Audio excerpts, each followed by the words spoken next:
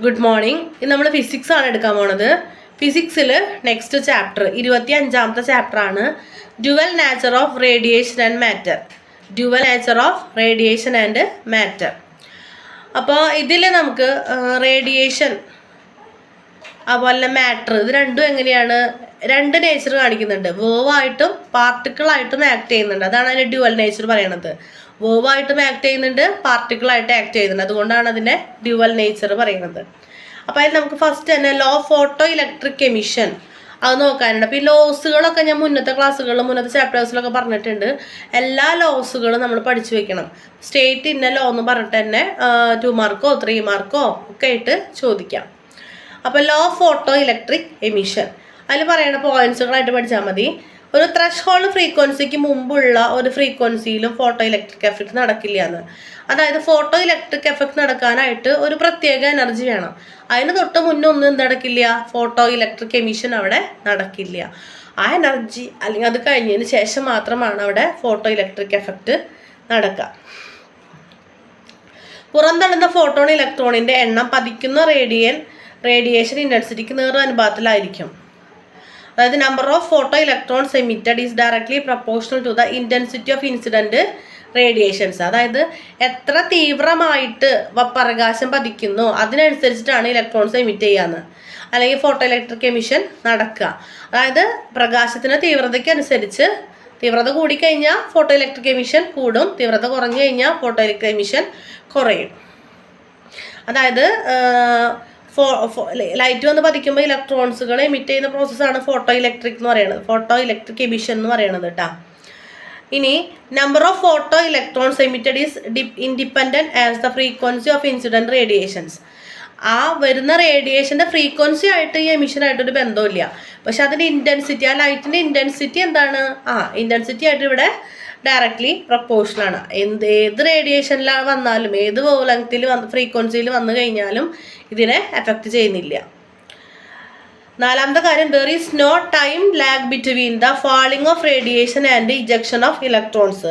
Radiation പതിക്കുന്നതിനും electron പുറന്തള്ളുന്നതിനും തമ്മിൽ ഇടവേള ഉണ്ടാവില്ല എന്ന്, പോവുക അങ്ങനെയുള്ളൊരവസ്ഥ. അപ്പം ഇതാണ് ലോ ഫോട്ടോ ഇലക്ട്രിക് എമിഷൻ എന്ന് പറയാം. ഫോട്ടോ ഇലക്ട്രിക് എമിഷൻ എന്ന് പറഞ്ഞാൽ എന്താണ്, റേഡിയേഷൻസ് അല്ലെങ്കിൽ ലൈറ്റ് വരുന്ന സമയത്ത് അവിടെ നിന്ന് ഇലക്ട്രോൺസ് ഉത്സർജിക്കുക അല്ലെങ്കിൽ എന്താണ് എമിറ്റ് ചെയ്യുക. ആ ഒരു പ്രോസസ്സിനെയാണ് എന്താ പറയുക, ഫോട്ടോ ഇലക്ട്രിക് എമിഷൻസ് എന്ന് പറയാം. ഇപ്പോൾ ഫോട്ടോ ഇലക്ട്രിക് എമിഷൻ്റെ ലോ പറയണത് എന്താണ്, ഒന്നാമത്തെ കാര്യം എന്ന് പറയുന്നത് ഒരു പ്രത്യേക എനർജി അല്ലെങ്കിൽ ത്രഷ് ഹോൾഡ് എനർജി തൊട്ടാണ് എന്തുണ്ടാവുള്ളൂ, ഈ ഫോട്ടോ ഇലക്ട്രിക് എമിഷൻ ഉണ്ടാവുള്ളൂ. അതുവരെയുള്ള ഒരു എനർജിയിലും അങ്ങനെ ഒരു എമിഷൻ നടക്കില്ല. രണ്ടാമത്തെ കാര്യം പറയണത് വന്ന് പതിക്കുന്ന ആ ഒരു റേഡിയേഷൻ്റെ ഫ്രീക്വൻസി അത് ഇതിനെ ബാധിക്കുന്നില്ല. ഏത് ഫ്രീക്വൻസിയിൽ വന്ന് പതിച്ചാലും എമിഷനായിട്ടൊരു ബന്ധം വരുന്നില്ല. പക്ഷേ ഇൻറ്റൻസിറ്റി, വരുന്ന ലൈറ്റിൻ്റെ ഇൻറ്റൻസിറ്റി ഈ എമിഷനെ ഡയറക്ട്ലി പ്രൊപ്പോർഷനാണ്. നല്ല ഇൻറ്റൻസിറ്റിയിൽ വരികയാണെങ്കിൽ നന്നായിട്ട് എമിഷൻ നടക്കും, കുറച്ച് ഇൻറ്റൻസിറ്റിയിൽ വരികയാണെങ്കിലോ എമിഷനും കുറവായിരിക്കും. ഇനി ഇങ്ങനെ റേഡിയേഷൻ വന്ന് പതിക്കണേനും ഇവിടുന്ന് എമിഷൻ നടക്കണേനും തമ്മിൽ ഇടവേളയൊന്നും ഉണ്ടാവില്ല എന്ന്, വന്ന അപ്പം പതിക്കുകയാണ്, അവിടെ വേറെ ഇൻ്റർവെൽസ് ഒന്നും ഉണ്ടാവില്ല. ഇതാണ് ഫോട്ടോ ഇലക്ട്രിക് എമിഷൻ്റെ ലോ പറയണത്.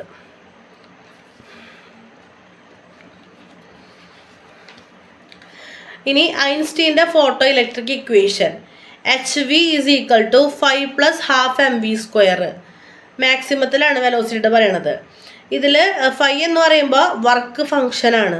അതായത് ഒരു ചാലകത്തിൽ, ഒരു കണ്ടക്ടറിൽ പ്രതലത്തിൽ നിന്നും ഒരു ഇലക്ട്രോൺ പുറത്ത് കടക്കാൻ ആവശ്യമായ ഊർജ്ജമാണ് വർക്ക് ഫങ്ഷൻ. ഒരു കണ്ടക്ടർ, ആ കണ്ടക്ടർ എന്ന ഇലക്ട്രോണിൻ്റെ അങ്ങോട്ടും ഇങ്ങോട്ടുള്ള ഒഴുക്കാണ് ശരിക്കും കറണ്ട് എന്ന് പറയുന്നത്.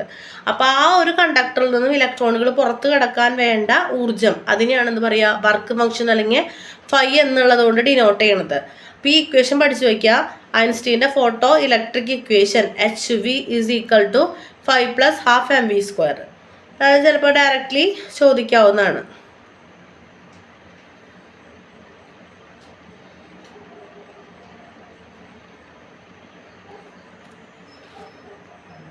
വേറൊരു കാര്യമാണ് wave nature of radiation and D Broglie's hypothesis.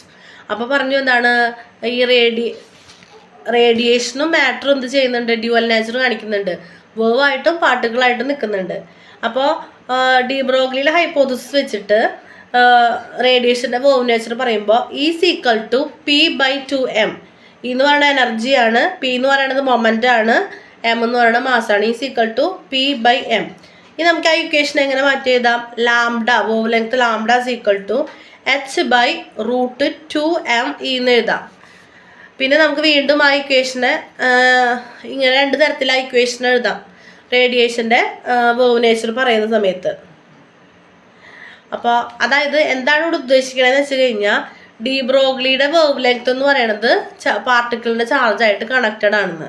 അപ്പോൾ ആ ഇക്വേഷൻ വരുമ്പോൾ lambda is equal to h/√2mqv അങ്ങനെ ഒരു ഇക്വേഷൻ വരും.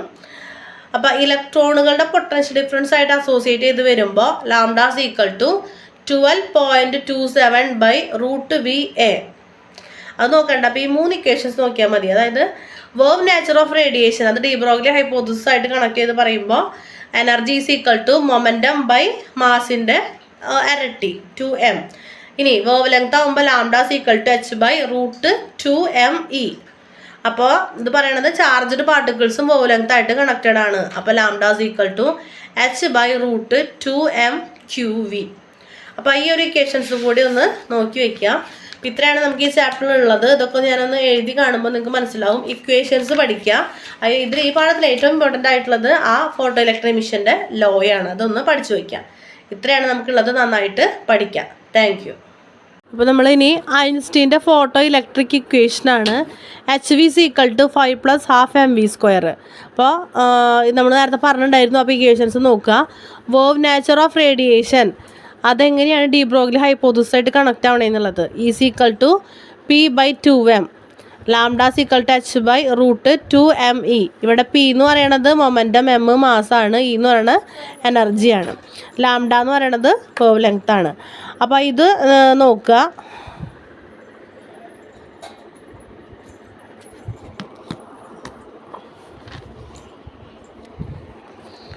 അപ്പോൾ ഈ 5 വർക്ക് ഫംഗ്ഷൻ എന്താണെന്നും പറഞ്ഞിട്ടുണ്ട്. ഇതും കൂടി ഒന്ന് നോക്കുക. നന്നായിട്ട് പഠിക്കുക.